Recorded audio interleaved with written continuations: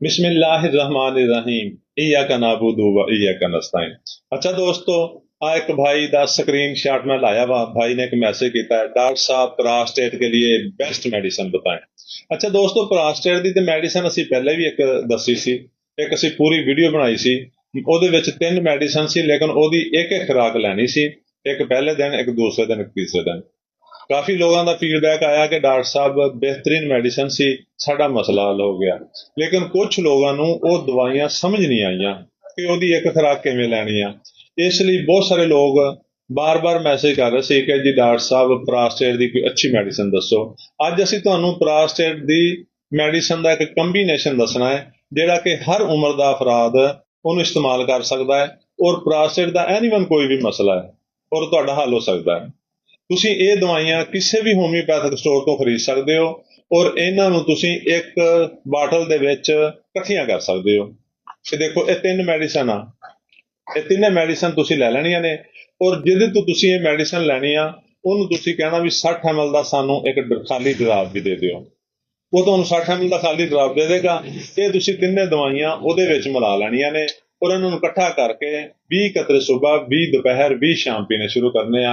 इंशाअल्लाह तुसी देखो कि प्रोस्टेट का किसी भी किस्म का मसला होएगा वो हल हो जाएगा। अच्छा हुण दोस्तों, मेडिसिन है किहड़ी? ये देखो, सब तो पहली मेडिसिन है सैबल सैरोलेटा।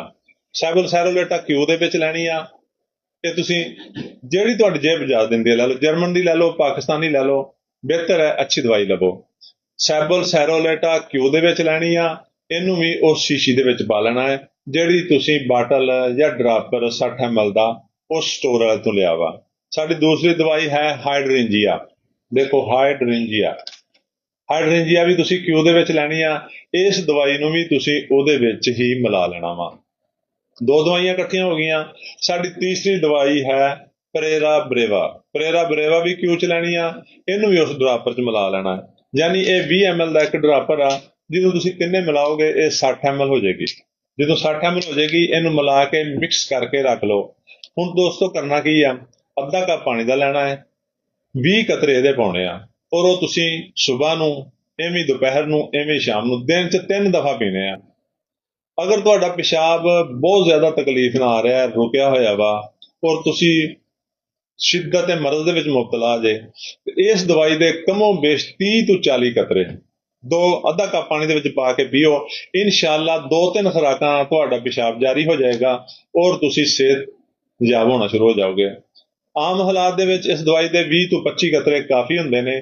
ਉਹ ਤੁਸੀਂ ਸਵੇਰ, ਦੁਪਹਿਰ, ਸ਼ਾਮ ਪੀ ਸਕਦੇ ਹੋ। ਇਸ ਦਵਾਈ ਨੂੰ ਥੋੜਾ ਕੰਟੀਨਿਊ ਕਰਨਾ ਪਏਗਾ ਔਰ 10-15 ਦਿਨਾਂ ਤੇ ਬਿਲਕੁਲ ਤੁਸੀਂ ਸਟੇਬਲ ਹੋ ਜਾਣਾ ਹੈ।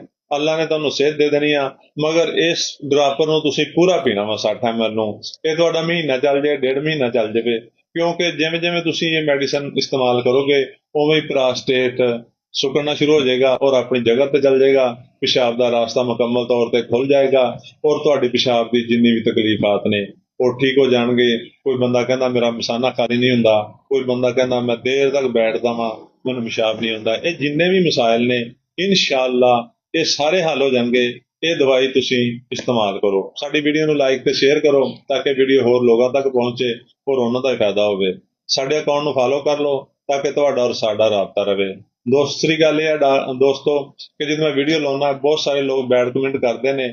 ਉਹਨਾਂ ਲੋਕਾਂ ਵਾਸਤੇ ਸਿਰਫ ਮੈਂ ਇੱਕੋ ਹੀ ਗੱਲ ਕਰਨਾ ਹੈ ਕਿ ਮੈਂ ਖੁਸ਼ਨੂਦੀ ਖੁਦਾ ਵਾਸਤੇ ਇਹ ਫਰੀਜ਼ਾ ਅੰਜਾਮ ਦੇ ਰਿਹਾ। ਤੁਹਾਡੀ ਜਿਹੜੀ ਇਹ ਗੱਲਾਂ ਨੇ, ਤੁਹਾਡੀ ਜਿਹੜੀ ਬਕਵਾਸ ਕਹਿ ਸਕਦੇ ਤੁਸੀਂ, ਉਹਦੇ ਤੇ ਮੇਰੇ ਤੇ ਕੋਈ ਅਸਰ ਨਹੀਂ ਹੁੰਦਾ। ਅਲਹਮਦੁਲਿਲਾ।